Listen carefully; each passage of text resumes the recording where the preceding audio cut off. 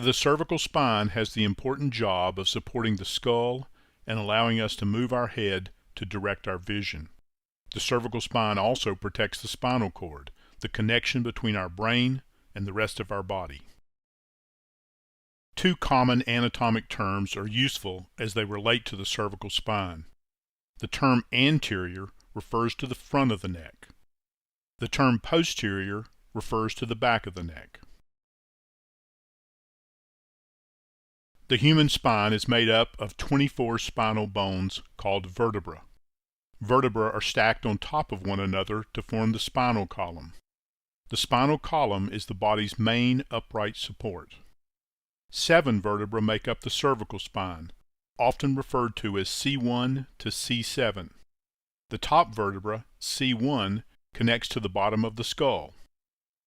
The cervical spine curves slightly inward and ends where C7 joins the top of the thoracic spine. The base of the skull sits on top of C1, also called the atlas. 2 thick bony arches form a large hole through the center of the atlas. This opening is large because the spinal cord is wider where it first exits the brain and skull.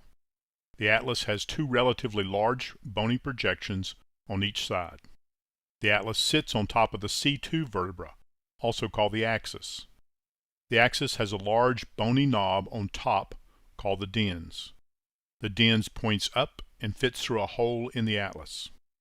This specialized connection between the axis and the atlas gives the neck most of its ability to turn to the left and right.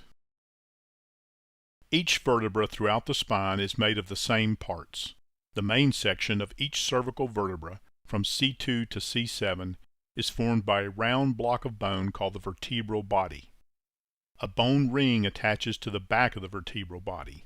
This ring is formed by 2 pedicles that connect to the back of the vertebral body and 2 lamina that join the pedicles to complete the ring. When the vertebrae are stacked on top of each other, the bone rings form a hollow tube that surrounds the spinal cord. The inside of this hollow tube is called the spinal canal. The bone rings provide a protective roof over the spinal cord. A bony knob projects posteriorly at the same point where the 2 lamina bones join together at the back of the spine. These projections, called spinous processes, can be felt as you rub your fingers up and down the back of your spine. Each vertebra in the spine has 2 bony knobs that point out to the side, one on the left and one on the right. These bony projections are called transverse processes. Unlike the rest of the spine, the cervical vertebrae have an opening that passes down through each transverse process.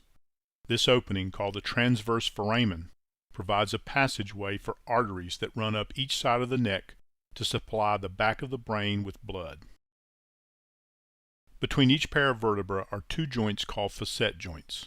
The surface of the facet joint is covered by articular cartilage. Articular cartilage is a smooth, rubbery material that covers the ends of most joints. It allows the ends of the bones to move against each other smoothly with minimal friction. These joints connect the vertebrae together and slide against one another to allow the neck to move in many directions. Except for the very top of the cervical spine, each cervical vertebra has 2 facet joints on each side. The facet joints on top connect to the vertebra above. The ones below join the vertebra below. When the vertebrae stack on top of one another, an opening is formed on each side of the spine called a neural foramen. A nerve root leaves the spinal cord through this opening, one on the left and one on the right. The spinal cord travels through the spinal canal, the hollow tube of bone created by the stacked vertebrae. The spinal cord is made up of millions of nerve fibers.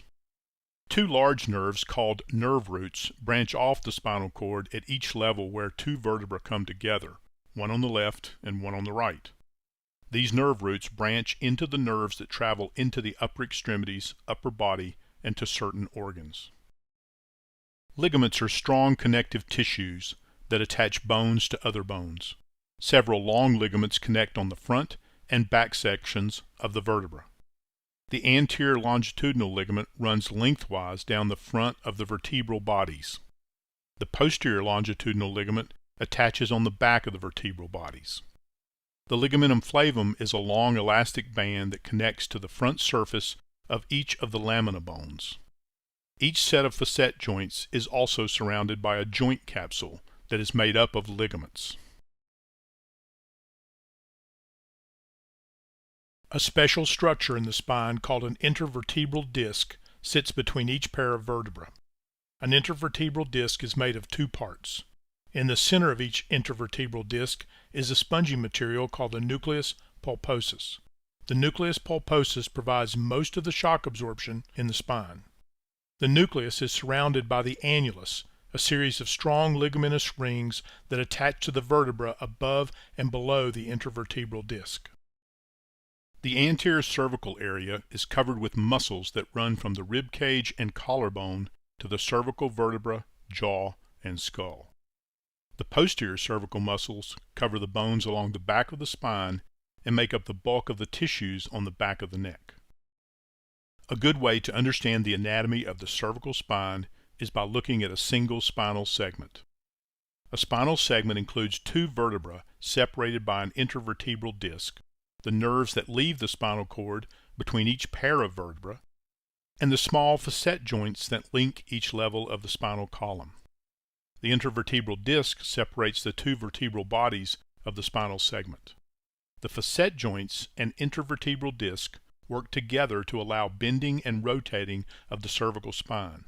The facet joints slide while the disc works like a flexible connection between the two vertebrae. It is probably quite clear that the cervical spine is a complex machine with an important job to do.